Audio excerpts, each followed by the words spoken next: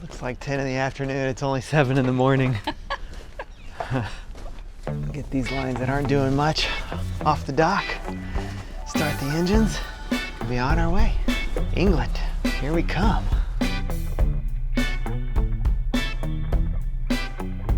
Oh, this screen's not working. Are you ready? I'm ready. You ready? Ready? Let's do it. Okay.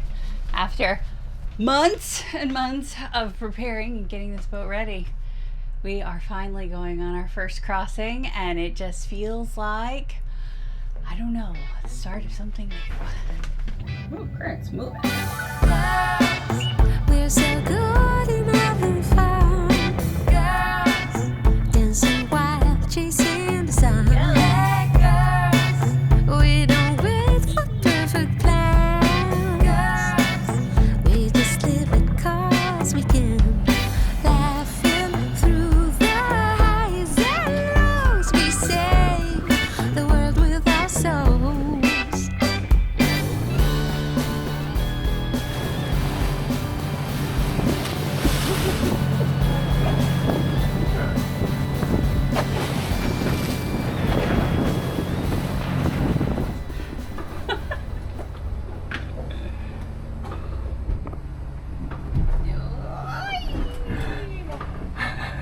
We did not think to start the gyro spinning up this morning first thing when we left, so it's so close. We're like 10 minutes away from being able to turn it on.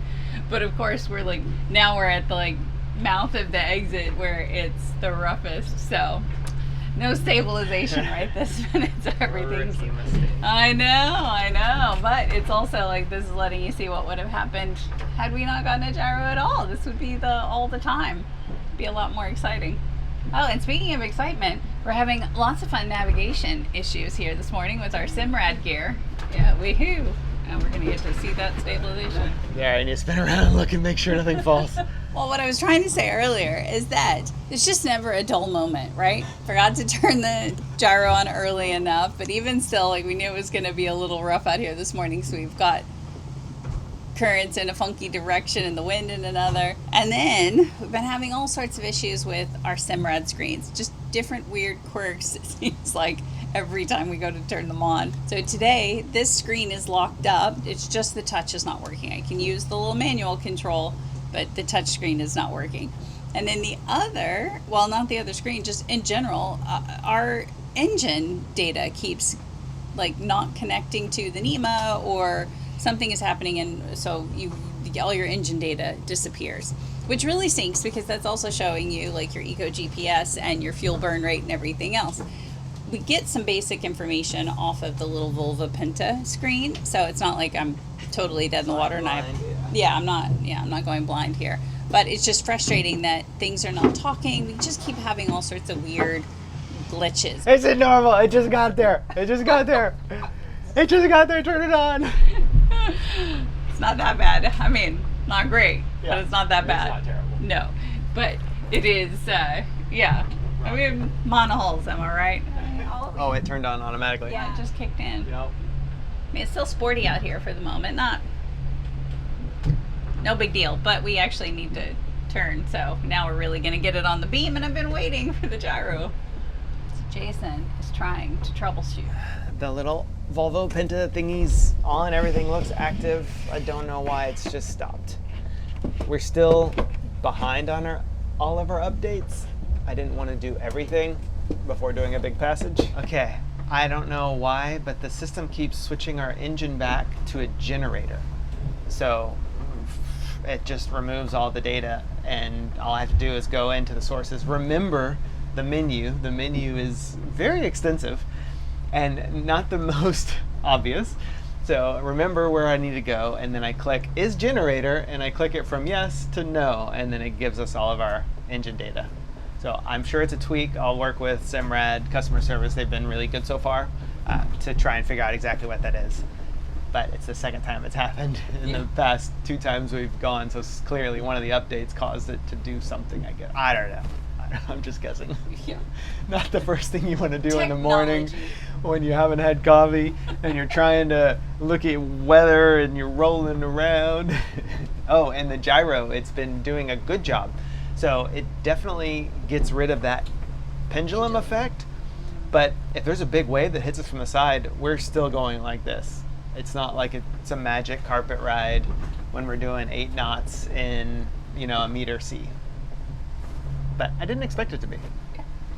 I'm just happy it's not doing the woo, woo, woo.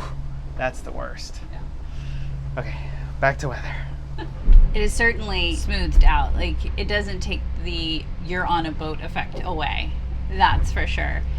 So it's a pleasant ride.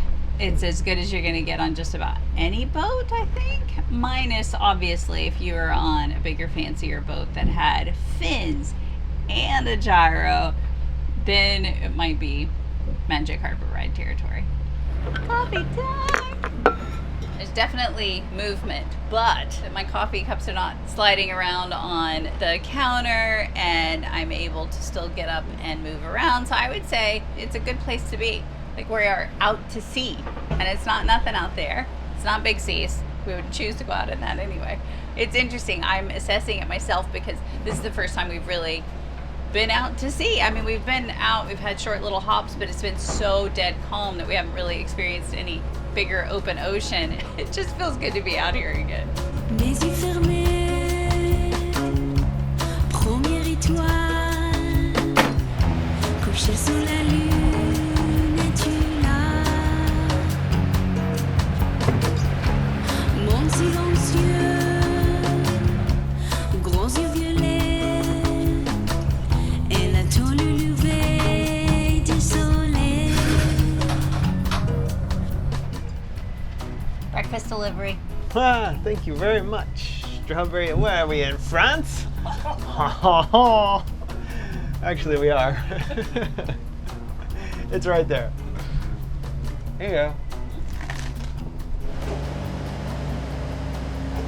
Hey, Captain, what we got going on? We have a lot of challenges today, and the first one we're entering into now is shallow sandbanks along the coast of France. So we're following the main channel, and right now we are entering in towards Dunkirk, and we've got a 1.5 knot current in our favor, which is also why we left when we left, so we'd have a current in our favor pretty much the whole way down to France. And then we're hoping, if I planned it right, when we turn to head towards Dover, the current will slowly die, so we won't get that big S-curve when we're crossing the English Channel.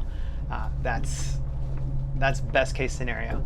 And then obviously there's lots of traffic coming in and out, and now I'm dealing with a couple sailboats in front of me, and they're going at almost the same speed as us. So I'm like, do we slow down or do we speed up? I think I'm gonna slow down, enjoy the fuel savings. We're going plenty fast, and it's a narrow channel. It's gonna be fine. Just chill, just chill. Okay, I'm gonna come down and back up just a hair. This is the one time we've been sad so far to not have sails, because the wind has been on our beam for this first hour, and we could have been sailing. Yeah. Not that taking it easy. Okay, so I decided to pass him. It was getting a little tight there, a little squeeze from a shallow spot.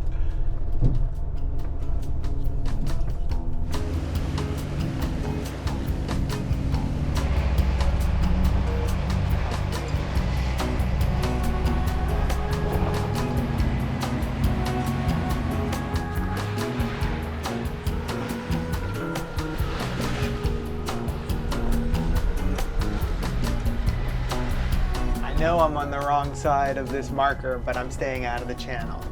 Okay? Don't judge me, commenters. Well, we are about 3 hours into this passage. Right now we are still along the coast, and our wind has died off. The swell has not, but it was pretty windy out here yesterday. So we knew that it wasn't going to die down, and that we were still going to have quite a bit of like sloppy seas just from all the different wind and currents and everything happening out here. But this was still our best looking window for at least another week, so we had to take it. And of course, now that all the wind has died off, sailboats have become motorboats too, which makes me feel slightly better.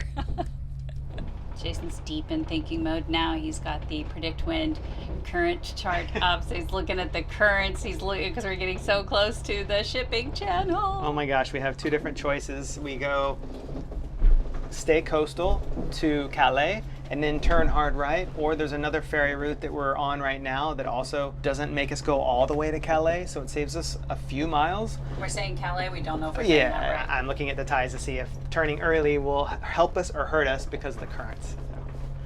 So, okay, Focus. focus. That's why I was narrating for you. This is where we are now. We're down here. Oh, there's our little white dot. And then this is at 1 o'clock. This is in an hour and a half. It dies off.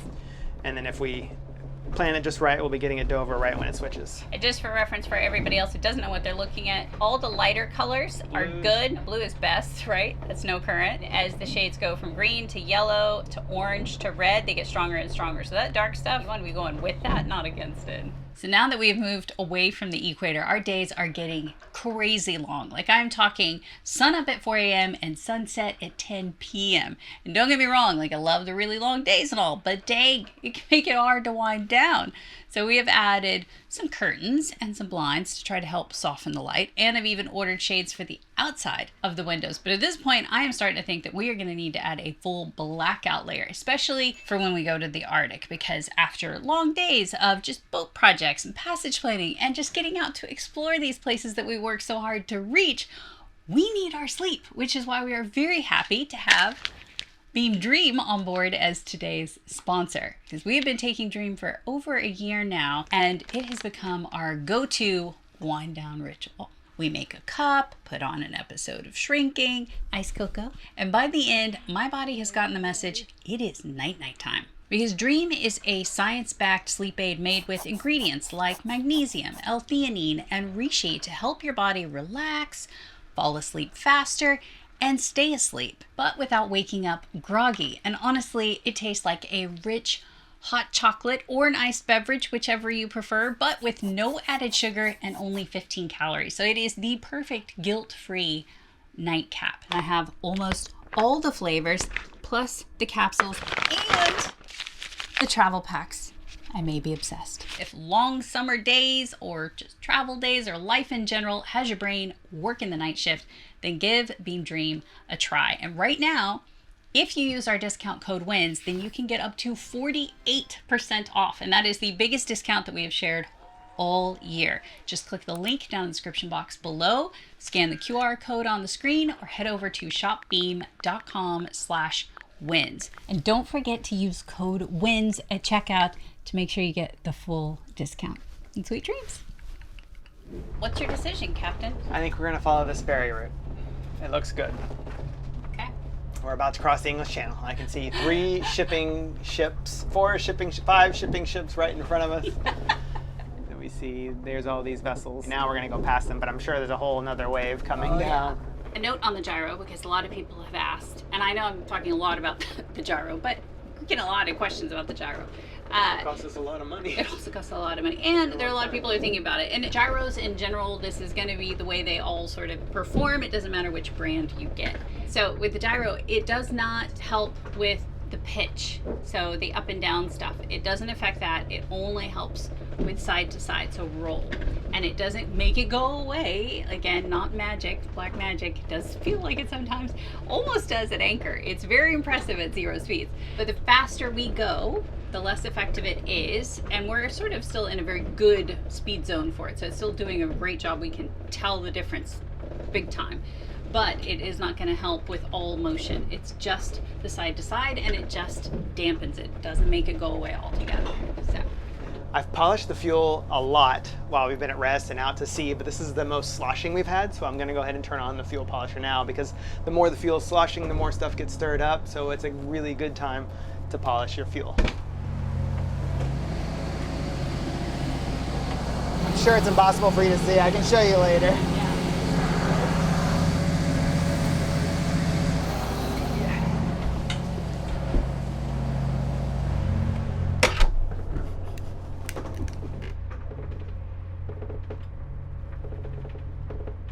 It is official. We are in the shipping channel. Nikki's out there filming. This is it. This is what all the excitement is for. It's what it's all about. I have turned 90 degrees to the shipping lane, so that way we cross as quickly as possible. And we have our first bit of traffic watching him closely on AIS. CPA, so that's closest approach, and then time to closest approach. That gives me the information I need to know that our speed is good versus his speed, and we will hopefully not have a collision. Ooh, but this is exciting. Something oddly comforting about being able to see the cliffs of Dover. I didn't know we'd be able to see them right there, and then also France right there. I don't know, I was really nervous, and then we turned and I saw the cliffs, and I feel okay.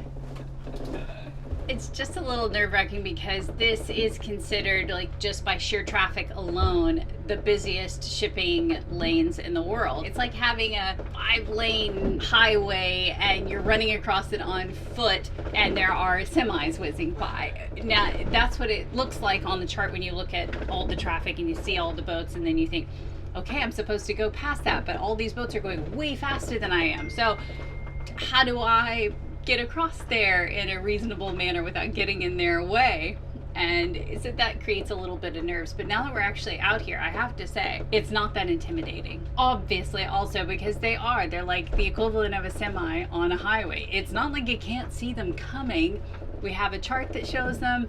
We can visually see them because we're not dealing with any fog or anything today, thank goodness, because that happens a lot. And they're professionals, they don't want to hit us, so they're going to hail us on the radio. We heard them hail a sailing boat just a minute ago. So. Yeah. So it's like you just have to either maintain, slow down, speed up to stay out of their way, and then you just keep going straight across because they don't want you going in and like stay out of the shipping lane is the idea. So go ahead and cross it as fast as humanly possible. Our job to be out of their way. So far, so good. Granted, we're only 1 mile in.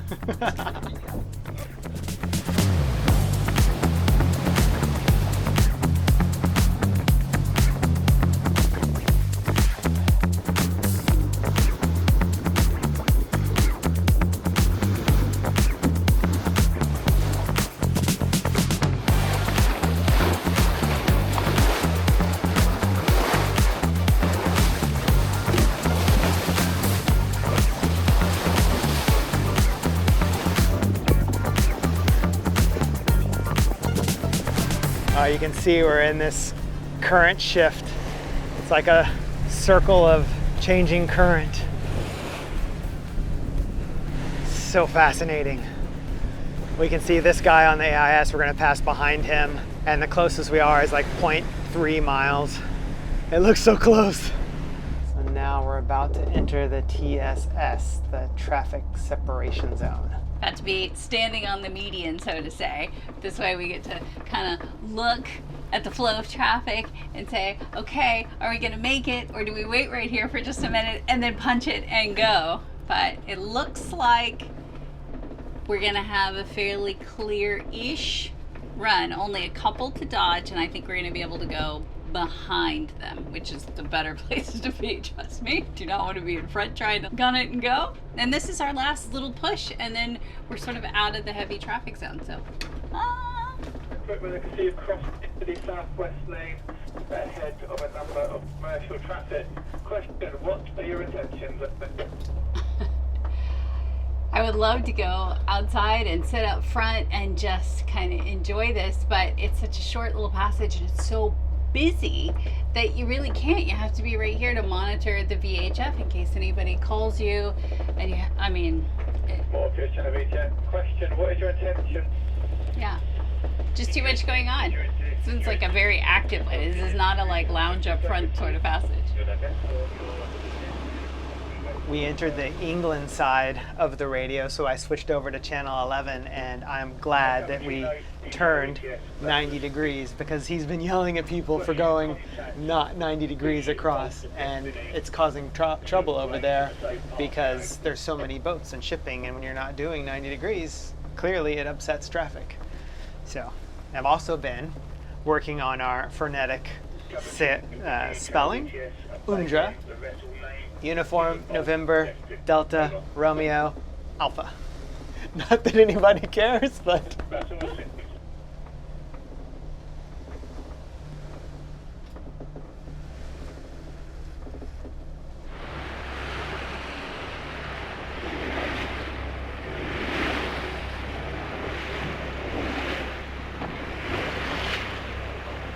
Jason is patting himself on the back over here because he's the one that's really done most of the research on all of this and the timing and the tides and everything else. And now here we are getting in.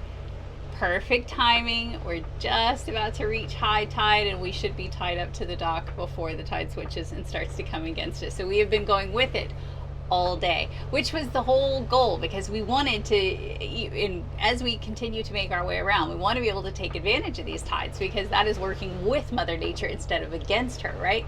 So we get so much more fuel economy at that. It's like free fuel, right? Free propulsion. It's fantastic. So anyway, he's very proud of himself for timing it so perfectly, as he should be, as he should be. In the glory of being right and prepared.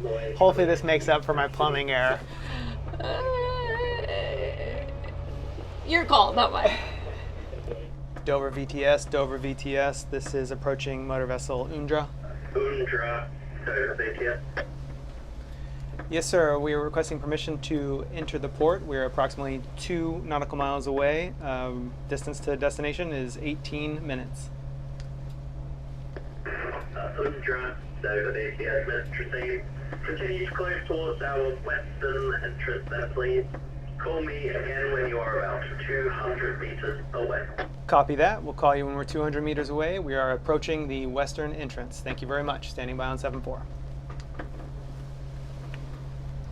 You said distance to destination and then gave him 18 minutes. Oh.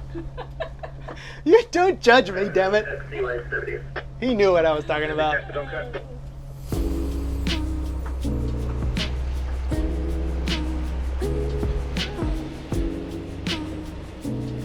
It's beautiful.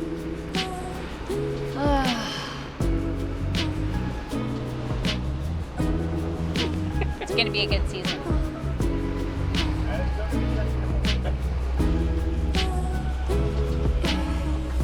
See the marina?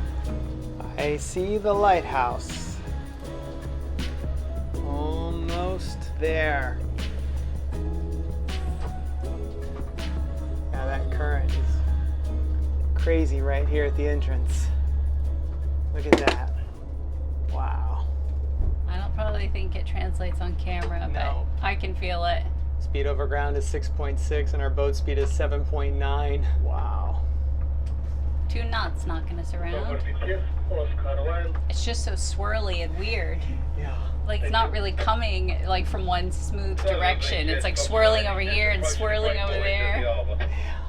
Follow the foxy lady. Right.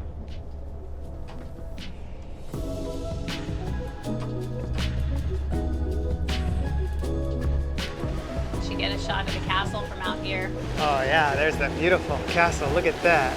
Wow. It's huge. Well, it is a castle. Smarty pants. They don't call them castles because they're tiny. I think, is that the marina? Yeah, that's the marina.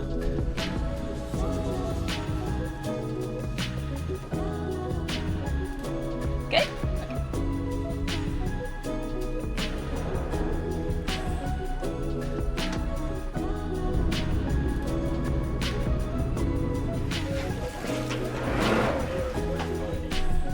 Whee! Hell yeah. Yeah. We did it. Yes. It's the silliest thing. We've done much bigger passages before, but we made a leap. We left one massive land and we've come to another, and that feels like the start of something. So I'm very happy, and it's beautiful. The water is beautiful, the cliffs were beautiful. I am ready to not be at a marina though. Yeah. The Customs and Border Patrol guys came by, asked a couple of questions, and that was kind of that. So we are checked into the country. We pretty much immediately parked it, got to editing, and have not done much of anything else. Well, I say we collectively, but Jason, as soon as Jason got done editing, jumped right into another boat project because, you know, about 9 million things to do still never ends. We need another tool bag real bad. Got our wind generators back, our MPPT controllers back. They were inspected, they upgraded the bearings, replaced the bearings. It says in the manual you do it every 5 years. Apparently they gave it a once over, gave it a tune up. Nothing was wrong, which is surprising. Eventually I want to get into the disagreement between the installer and the manufacturer. Don't step back any further, there's a hole. But I don't know if anybody really cares, and I don't know if it really matters at this point. I have prepared the cables, and I was going to do heat shrink connectors covered in extra heat shrink for extra waterproofness because it is in a stainless steel mast, but the heat shrink that we ordered is barely any bigger than my actual connectors. So it's kind of pointless to put this on. So I'm gonna go by the hardware store real quick. Once I get that, then I can finish this hopefully tomorrow. Fingers crossed. Hopefully tomorrow. But you've got the controllers back in place, so that's good. These are in. I'm just double checking the power before I plug them in. You have to do it in a very specific sequence, but it doesn't matter. If you don't have these, you don't care. I guess that's what it boils down to. Very specific install. Yeah. Come on, let's go. Time to get to stepping out the door. Spread those wings, cause we wanna see more, do more, be more. Like a real cute, but we feeling hardcore. The journey awaits us while we stay up. So much to gain all this time I just saved up. Now I pull my weight, on the go. A worldwide treasure everywhere that I go. If you up for the trip, then I'm with it too. Take around the world, what we finna do. Let's enjoy the ride like a long vacation. It's the journey, not the destination. Massive hill.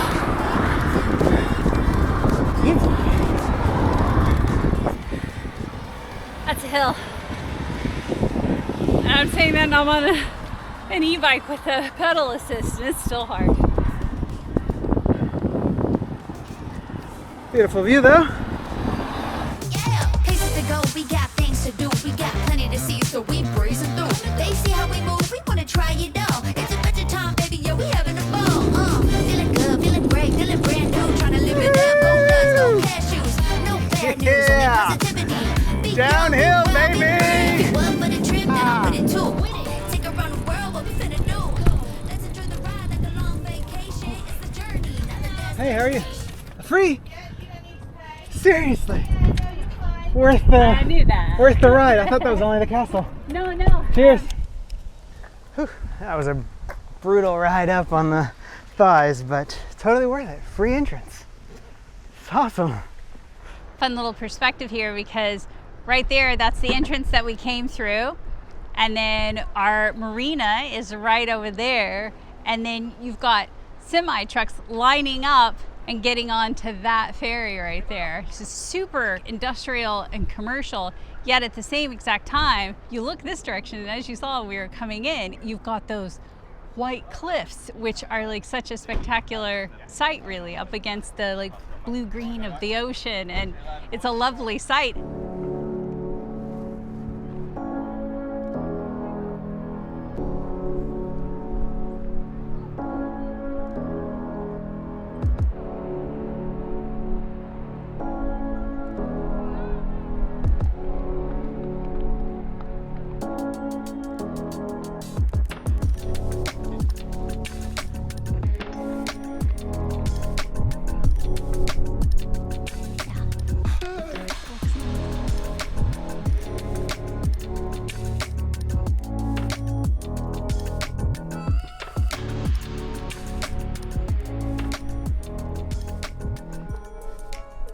So I looked it up, and the White Cliffs of Dover are limestone, and they are made from essentially what is algae that is like 90 million years old. I can't even wrap my, okay, you have no visual concept for what the world would have looked like 90 million years ago, but this would have been under the sea. It was a bunch of plankton and algae, and it eventually grew up to be this. And so that's what we see now, and they call it chalk. Not like chalk that you would use on a blackboard, but a type of limestone. And it's funny because all chalk is limestone, but not all limestone is chalk. Geology. Woo. Looks so cool. So when I was a junior in high school, I had the option of taking physics, which was math-based, and I decided not to take it, and I took what was called rocks for jocks because it was supposed to be easier than physics, but it was really fascinating, and we did learn about chalk. So it's cool to see it here in the flesh for the very I think maybe definitely seen limestone cliffs, but probably not chalk cliffs. Limestone or limestone? Line. Say it 3 times fast. Line. I don't. If you don't get a ton of junk for like taking rocks for jocks down the comment section, I feel like there's like memes or hashtags that should go with that. I don't know. I forgot what the class was actually called. Geology and Oh, you remembered meteorology it or was rocks something. for jocks. Yeah. You're like, rocks for jocks? I'm totally taking that. Do you do math? No? Yeah. Okay, good, I'm in. Huh? Yep. Does seem like you could write on a blackboard with it, doesn't it? Yeah, it does. Yeah. Like, I could turn that into some sidewalk chalk. So striking on the blue sky. Oh, it's beautiful. Or on the sea. Yeah.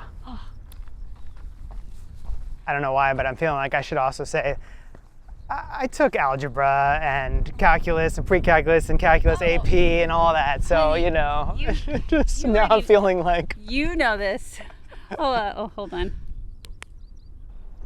Somehow got on green. I hate that stupid setting. Stupid setting. It's a noise canceling setting. So if you sounded terrible, that's why. But whole point was I was not giving you a hard time about not taking math. You know I hate math. So I'm just making it publicly known. I hate math. I only hate math because I suck at math. I wish I were better at math. Then you would love math. Then I would love math. I very much appreciate people who are really, really good at it. So I loved science and really loved biology. But So if you had rocks or jocks, you would have taken it too.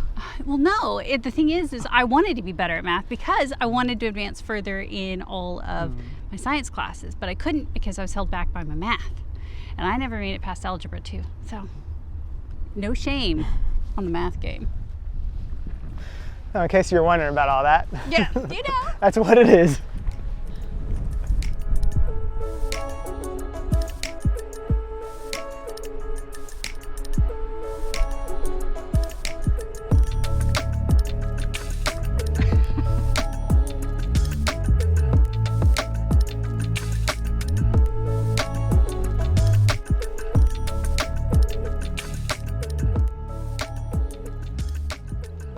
We were hoping to go into this tunnel here, but it's closed today for some reason. And we've heard stories about this network of tunnels built throughout all of these cliffs. And it goes back to World War II because this was the closest point to Europe. So a lot of people were evacuated out of here, and the people that stayed had to live underground. They couldn't use lights outside at night. It just sounds like it was just an unimaginable time, something I can't even fathom in my head.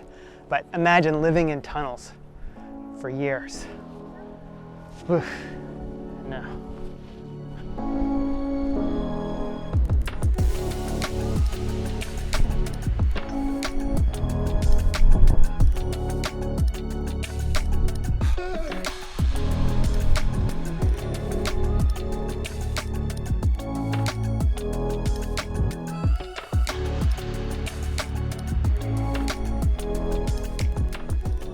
So I think one of the craziest stories that I read about this whole area was that Julius Caesar tried to also come to this port in like 55 AD. He wrote about it, and he said he got to the beach, looked up, and there were all the Britons lined up on the bluff with like their spears and Sheer everything. white cliffs. Yeah, so you can imagine.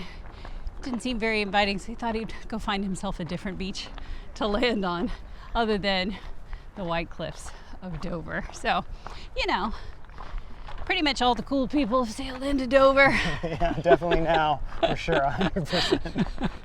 Oh my goodness. Well, reached the end of our trail, so now it's time to go do about the most British thing we can think of. Pub. Yep.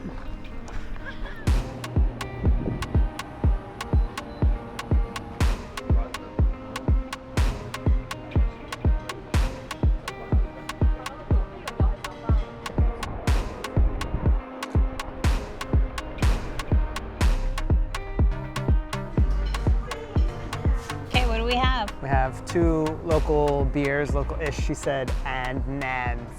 And nams. Mine's off the engine, and yours is off a tap. And I asked her what they called this, because it's the manual pump. We call it an engine or a beer engine in the US. She's like, draft? And I was like, no, the thingy that's carbonated, that's draft. This is a beer engine.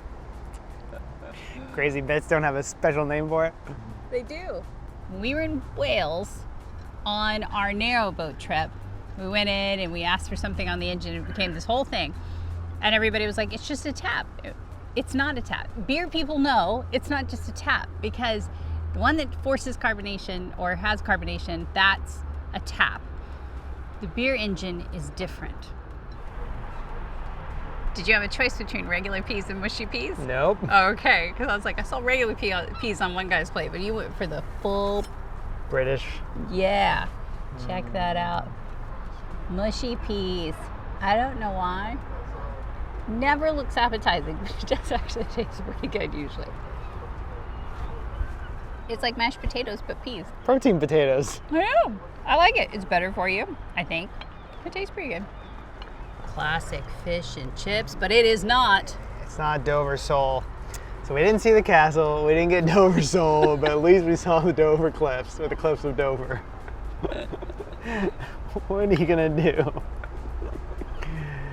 Oh, 1 out of 3, that's not too bad.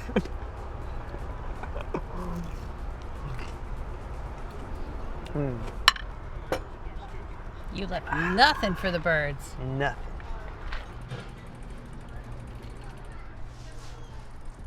So here we are on the pier, and we've got a lovely view of Undra on this side, and we have the white cliffs of Dover And a castle. on this side, and a castle.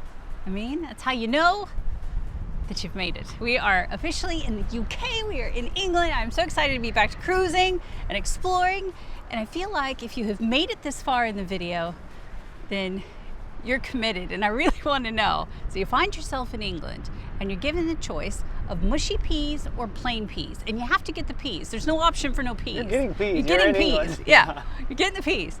Do you choose mushy or plain? Let me know down in the comments. Okay, thanks so much for watching, and we will see you next time. Bye. Bye guys.